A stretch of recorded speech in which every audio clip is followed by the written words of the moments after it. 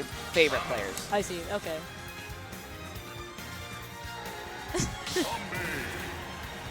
I don't know if you guys can hear him, but we certainly can hear. Oh yeah. It could Crowd probably is, pick up on the mic. crowd is firmly in ES's favor. Ooh, okay, gonna start off on Town. It's gonna be an interesting pick. I mean, usually we're so used to seeing like PS2 this early on in bracket and sticking with like the safer stages here, but yeah, we're just gonna run it straight down in Town and City. Yeah, and Town's like a very interesting pick. I always like kind of wonder how people choose their stages against Steve specifically, because like he's that one character where, you know, the stage makes so much of a difference in like the materials he gets and what tools he's using.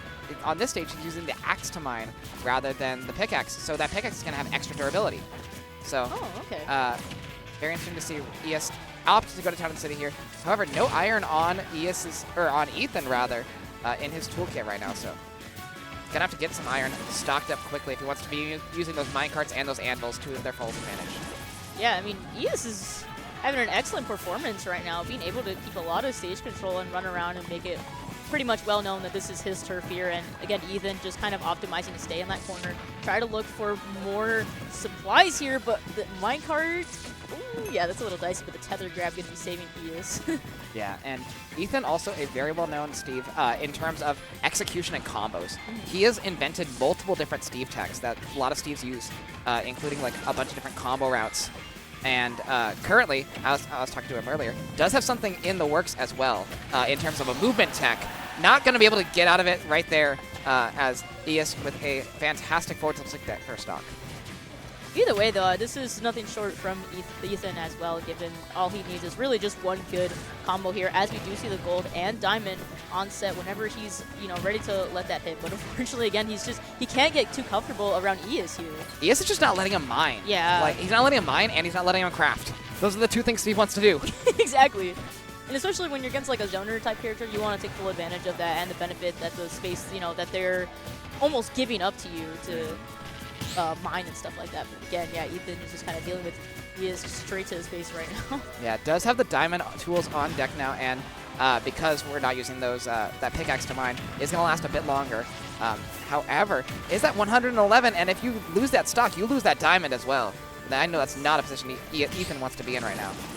Oh, yeah, definitely not. But all of these catching landings that Eyas is doing right on this ledge here is a beautiful job down here, especially all these charge shots. Even though they're not quite landing, they're still a threat no matter what. Oh, they're a huge threat. And right now, Eyas working on a 3 stock. However, does finally get hit by that forward air. Good stuff from Ethan there to get that edge guard going.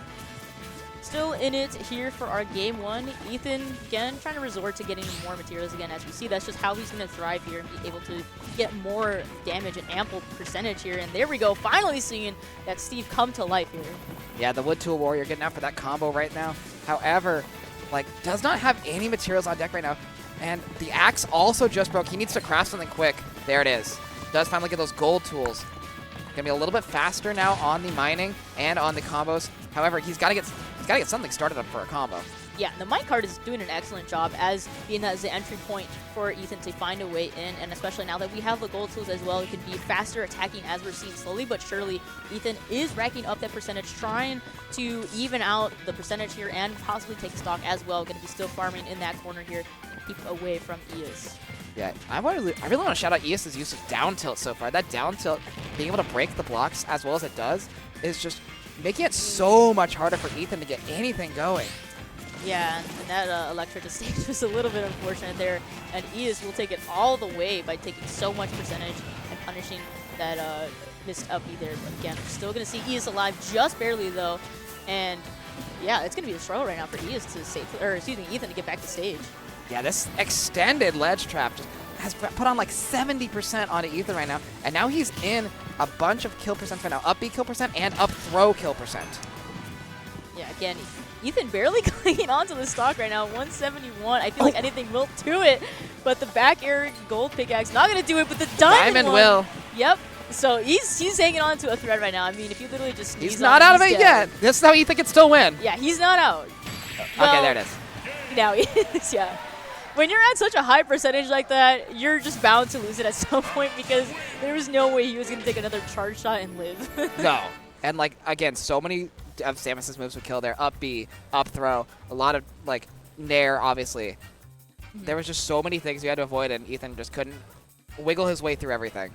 Yeah, there was a lot of pressure just kind of being thrown at Ethan's face there. Again, we saw a lot of charge shot and even like the Zera as well. That's even threatening just because you're creating that distance. And just was how slippery even Samus is. Her up B is a little evasive, and she's able to kind of control that drift as well, and just kind of also catch you lacking in the air and whatnot. When Steve's trying to do his shenanigans and stuff, a lot of it was just being shut down by Eyas there. And Eyas is also doing, like, he's come up with such a good game plan of knowing exactly which of his moves break the blocks and knowing exactly which of his moves will go through the blocks. We saw him do those F tilts through the blocks and the down tilts to break them. It's so hard for Steve to get anything started when you're facing a character like Samus, who's, like, generally pretty fast with a lot of good hitboxes that will go through and break your blocks. Yeah. How do you get anything started? How do you get the tools you need? How do you mine the resources you need? Yeah, and again, that's just going to be the tough battle that Ethan's going to have to face here, kind of like an uphill battle, and hopefully we can be able to see more of that mining from his side, but again, he is just kind of relentlessly, burning down all of these blocks and really not giving Ethan any space. Yeah, I'm wondering exactly where Eyas gets his Steve experience, because I know there's not really a Steve in Milwaukee right now, unless you count Ichigo Steve, which I do not. As far as I knew, I thought he played Pac-Man. All right, does finally get a combo going, does Ethan, and again, yes, that's the combos we're expecting coming out from this Steve. 80% quickly on this Samus. However, Eyas fires back with a combo of his own, and now Ethan in that really vulnerable ledge trap position again. Just getting right off stage, and again, these materials are just not working out in Steve's favor right now. No iron again. It seems like he's fighting on the back foot because he can't get the materials he needs. Yeah, and again, like, even though Ethan is creating the space to mine and to get away from Eyas, again, he's completely shutting it all down, charging charge shots, so he's got his own projectiles in hand here, but again, he's really just the aggressor here. That's kind of what we're seeing, and able to tech that as well, and but unable to punish that up B. Oh, man.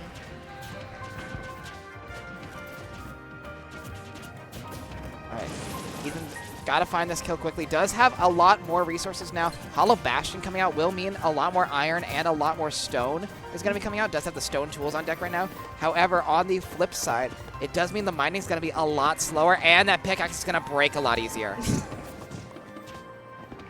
Interesting to see Eyas rather, just kind of give up stage and let Ethan get all the materials he needed right there. Able to get that iron, would not have had it otherwise. Yeah, we're finally getting somewhere with Ethan here, getting the diamonds, getting the irons, exactly what he needs to set up against Eyas. But again, Eyas is just so relentless, going in no matter what. Yeah, and just the reaction time from Eyas, able to roll through each of these minecarts, besides that one. It shows he's extremely experienced in this matchup right now.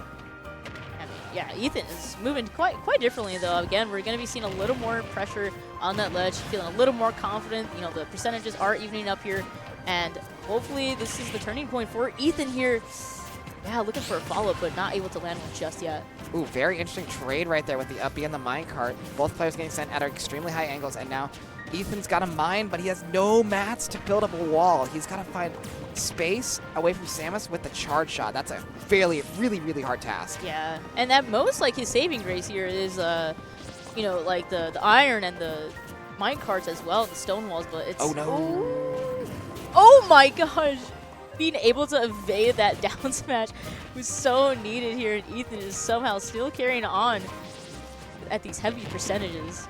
And 93, and the wall will save him from that forward air right now, but no diamond pickaxe, except he does craft one right now. I'm wondering if he's close to another diamond, otherwise he wouldn't have let that one rip right now. Yeah, not just yet, but he might be able to close this stock out if he finds it carefully, but Eyas again shutting it down with another back air coming out. Okay. Complete turnaround from Ethan there. Now we're on our last stock. Yeah, and notably, that diamond is gone right now. Ethan's got to find another one if he wants to have one here in this last stock, possibly his last stock of winner's bracket, as this is only a best of 3. He told me earlier he is terrified of best of 3s, and that's the situation we find ourselves in right now. And Eyas looking to make this upset. we're just barely poking through right now for Ethan. I mean, again, there's the gold pickaxe again, so we only got stone tools once again. Not going to be the strong footing that we're going to need here, but Ethan's going to take what he can get here and hopefully have some ledge control here, but still we're going to slowly just kind of approach Eyas while he's trying to sneak in all these charge shots. Well, notably, it is the stone pickaxe. However, it is the gold sword still until he crafts that diamond. Now it's diamond on both. This is the strongest Steve can be. 1 iron in the pocket. Will he pop it right here to get back to stage? Yes, he will. And he's got no iron. Can he escape this ledge trap from Samus? He cannot. And that is Eyas taking it 2-0 over Ethan, making the upset and shoving Ethan down into the loser's bracket. Yeah.